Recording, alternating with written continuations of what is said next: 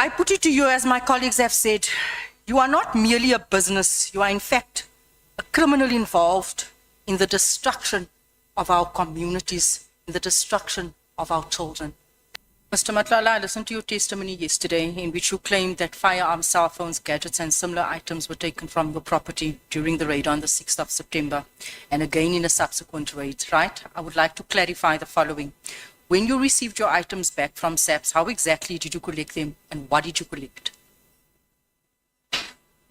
I went to the police station and I went there with my protectors, and then they said I must go to the at the back. There's an SAP 13, and I found a gentleman there at the SAP 13, and then who said I must produce my ID document to confirm that it's me. And then I showed him, and then he took out the register book, and then he booked them out. Okay. You are saying he booked them out. That means you took many things. I put it to you, I visited Brooklyn SAPS. I went to verify and I tested what you told us yesterday. I'm just back from there. I went yesterday and I went again today. You only took one item out of that SAP 13. One item? One item. What is one item? You took, I put it to you that you, on that day, you only took one firearm is what you signed that for. That is in the SAP 13 book. I'm saying that's a total lie. It's impossible. I got all my firearms. I personally checked the records this afternoon and they indicate that you only collected a single Beretta pistol. Is that correct? It's not correct. It's a total lie. And I'm starting to have worries now. Why did you not collect all the other firearms? That because is a on lie. the first raid, I think they raided and they took about 5 firearms that was there with ammunition. The second raid was probably about 20 firearms that was recorded in that book that I saw today.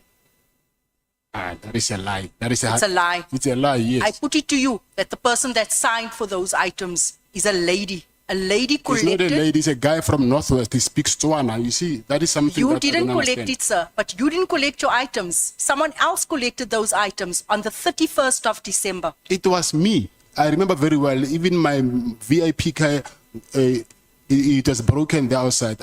They had to fetch me with another car. I was there myself. I'm saying to you, I sat in that office earlier on when I left this place. A lady collected the remainder of those items on the 31st of December. I put it to you, you claimed that your watches were missing, you claimed that your laptop was missing, you claimed that SAPS has stolen from you, yet you did not open up a case for your watches, your Rolex, your laptop and everything else. You didn't open up no case for that because that wasn't recorded in the SAP 13. Raising your voice because of this. Because I'm not fighting with you. Because you are worth me raising my voice to. No, you are also lying because what you're saying is not true. I saw. So you are saying that I'm blind. I'm saying that you are not telling the truth. That is a lie. Yes, 100%. I'm saying so. I'm saying to you that the records reflect that you did not fetch your own firearms. No. Then how did my firearm go to my office? So this is why this committee needs a forensic investigator so that we don't have to do our own investigations. But I did it anyway today. It's impossible. I put it to you. When I ask questions, it's not because I don't know the answers. You collect. I remember very well. It was on New Year's Eve. The guy told me that it was on New Year's Eve. I'm telling you, it was on New Year's Eve. The guy said to me that he stays he's from Northwest. He was even speaking Tswana. I remember very well that day. I will never forget. They came with a black BMW. Matlala. Yes. And Honorable James. Honorable James Wayaga. No. Wait, Matlala. May you, with due respect, honorable members, may you, with due respect, withdraw that statement. Yes. I request you to withdraw the statement. I withdraw the statement. Yeah, I want to make this request to you. I want you to have a conversation. Don't breathe on each other's neck. Yes. Because you are going to make each other uncomfortable. Just relax, take your breath, ask your questions. I've been relaxed all along, but you can see where this comes from. I'm talking to the two of you. I have made an observation. That's why I talk to the two of you. And I want to make this request to you that please have a conversation. You can proceed, Honorable Chair, James. I came here because I was invited and I've honored the invite. So I don't appreciate when someone is raising a voice at me. Whether she takes my testimony or not, it's okay. I understand that. But there is no need for her to raise my voice. I'm not a child. I don't even think she's older than me. But even if she is, still here we treat each other as equals. So no, I don't think she's got the right to raise her voice on me. That I'm not comfortable with. Mokodi. Kgoši le ge e ka ba e nyane go wena ke You are kgoši. not my equal. You are definitely So- not my equal. Say Can't that. say no, we treat each other as equals. We are sitting on two different sides of the Honorable fence. James, Honorable James, listen. You know, let's tell the South African public that when we are here, we are the supreme leadership of this country. There is no institution in the Republic of South Africa bigger than Parliament. Parliament is the highest locus of power in this country. And it will become a very sad day if a member of parliament will appear on television or on any media platform toe to toe with an ordinary citizen. That's why, without passing any judgment on either of you, I request you to have a conversation. And it's unfortunate, Mr. Matlala, for the statement that you made, and I'm once again going to request you to withdraw it. This part that says she may even be younger than you, it's unfortunate, and I humbly request you to withdraw it. No, I'm sorry, and I withdraw it, Chair. Yes. Listen now, as we are going to proceed. I don't want to invite honorable souls to pray for you for peace to reign. I just want you to have conversation. Your time is guaranteed, Honorable James. You will have it. No need to panic. Just have a conversation with Mr. Matlala. And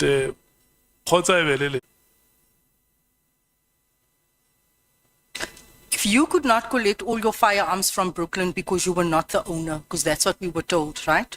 Why did you proceed to launch a High Court application regarding all the firearms? I was not the owner Yes, of what? of the firearms, of all the firearms, over 25 firearms. Even now, I still have the licensed firearms of my firearms, and I even have the copies of the licensed firearms. They are registered under my name, under my company. So when you say they're not under my name, I do not understand. Or we can do this if it's possible, I don't know, that I can arrange that tomorrow. I don't know where, then they can bring the licenses to check when were they issued and who did they belong to. They are mine. There's Definitely. something I think that is exactly what we should have had at this Yes. committee. We should have Yes. had the evidence of the SAP 13 book to Yes. verify your statement. Yes, I think there's something that is missing there, but Definitely. I'm telling you honestly, those firearms, they belong to me. And then I have even the license of those firearms. The crux of your evidence to the committee is that you are just a legitimate businessman who is being deliberately targeted by police through falsified or manipulated evidence, correct? That you are just a businessman and SAPS is targeting you. SAPS is not doing what? SAPS is targeting you, Not the entire SAPS, yeah, some unit but from there's a portion yes. of SAPS targeting you, right? You said earlier on that you are not and have never been associated with any drug trafficking network or organized crime syndicates. So, to be clear, your evidence is that you want us to believe that you are not a gangster, right? That you are not a member of any drug cartel and play no role in any criminal syndicate or organized crime structure. Is that what you want us to believe here today? It's what I'm telling you. For you to believe that's something else, but that's what I'm telling you. Okay, very well. Now let me test the credibility of that denial, right? You refer to Jerry as a close friend and confirm that you never questioned, you distanced yourself from or passed judgment on his involvement in drug trafficking. Is that true? Yes. Can you tell Jerry's mother also today, can you tell Mama that Jerry was a drug dealer, a drug kingpin? Did you tell her that? No. Do you think she needs to know that her son was a drug dealer? I didn't tell her that. I'm saying, do you think that it's time she gets to know that her son was a drug dealer? I don't know about that. You don't think that she must know that her son is a drug dealer, and when you destroy people's lives, ultimately this is what happens. Because Jerry's mom has nothing to do with us. She's a mother. She's a mother. Whether Jerry's a drug But I dealer think or it's not, time that she knows her son is a drug dealer. that's what you're saying.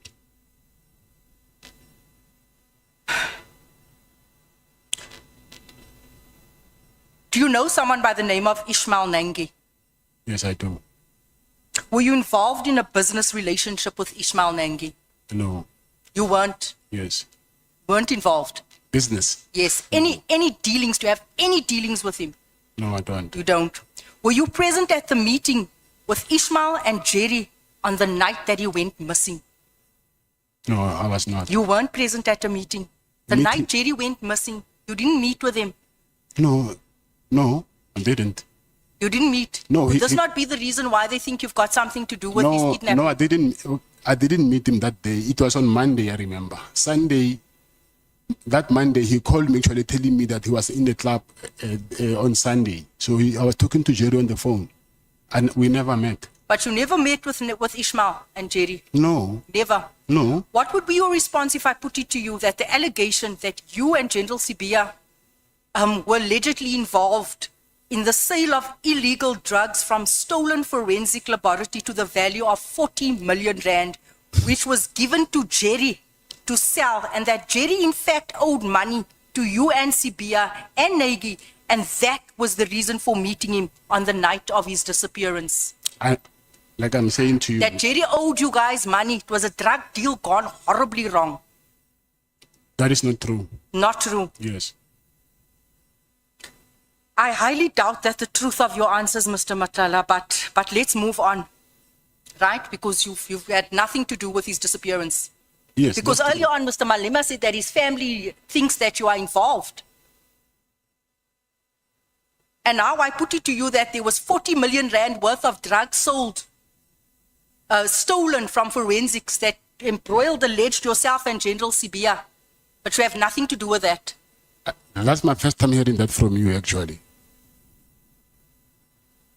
Would you accept that as a general principle, bribing powerful public officials is a fundamental ingredient of organized crime networks? Bribing people is the ingredient needed for networks. Yes, I agree. Thank you.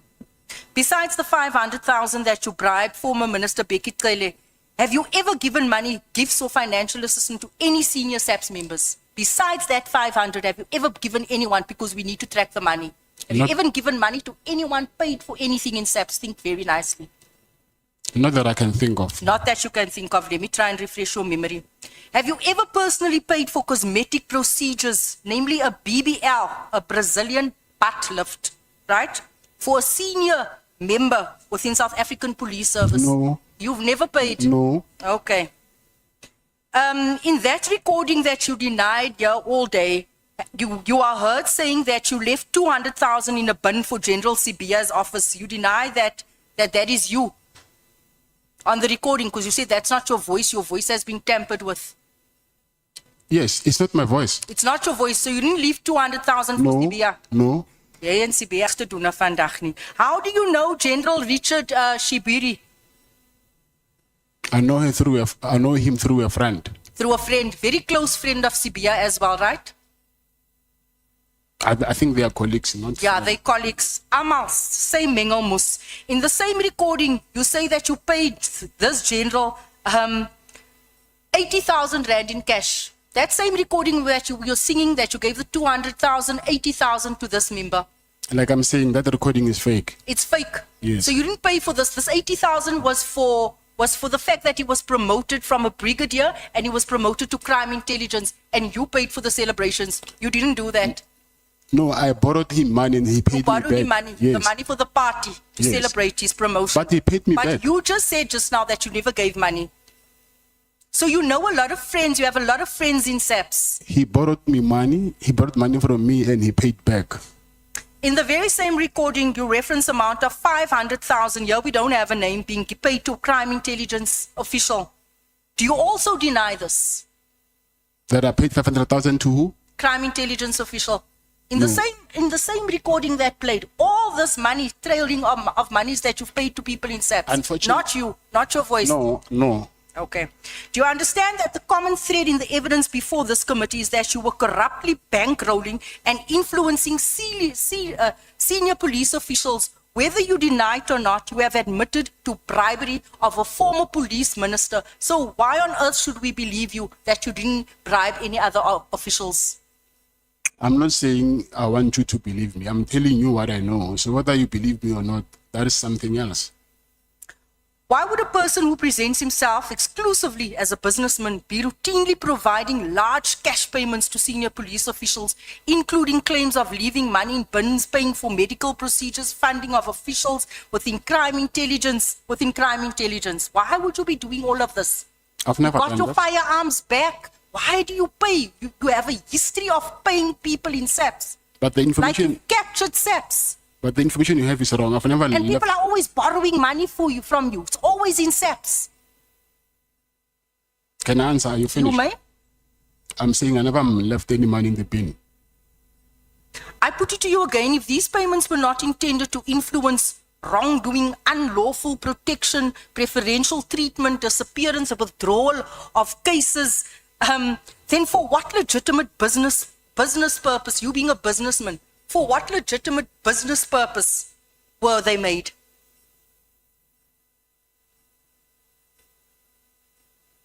You presented yourself as a businessman. All these transactions, what business value did it have in it for you? The business value meaning giving Mr. Taylor money. Yeah, and everyone else who's That was not a business transaction. not a business transaction. Yes. I put it to you, as my colleagues have said, you are not merely a business, you are in fact a criminal involved in the destruction of our communities, in the destruction of our children. I also put it to you that you tried to avoid appearing before this committee. I also went and I got the records of your consultation with your lawyers. You were actually privileged to have been with them almost every day. You received visits, hours of consultation from 12 o'clock until 5 o'clock. Yet your lawyers wrote this committee a letter saying that you weren't given ample time and you weren't given privacy. And when I check the records, it shows that you were given ample time. In fact, you were favored. In fact, you actually have your family. I'm not sure if your wife is your legal consultant, part of the team. You have your wife here every day with you in the consultation room. This department has gone beyond the call of duty to accommodate you, and yet your lawyers could send this committee threatening messages saying that they're going to take us to court. Is that right? Can I answer? First of all, yes, they gave me time from prison, but there were we had some experiences that we've experienced some difficulties. There was no internet. I think and at some point they have to move us to the office of the head of prison.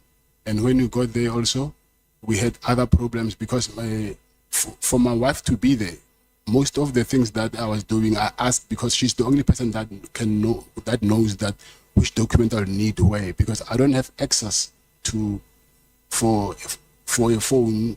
I've got limited time to call from prison. So my wife, she was there to collect all the documents that I needed. It was not like as if it was leisure. It was my legal team and my wife, and it was not like I was using that thing to be with my wife. So that is not correct when you say that the prison is giving me opportunity to be with my wife. So that way it was because of my legal team asked that she can be present so that I can give instruction of which documents I need from them. I'm done. Thank you, Chief.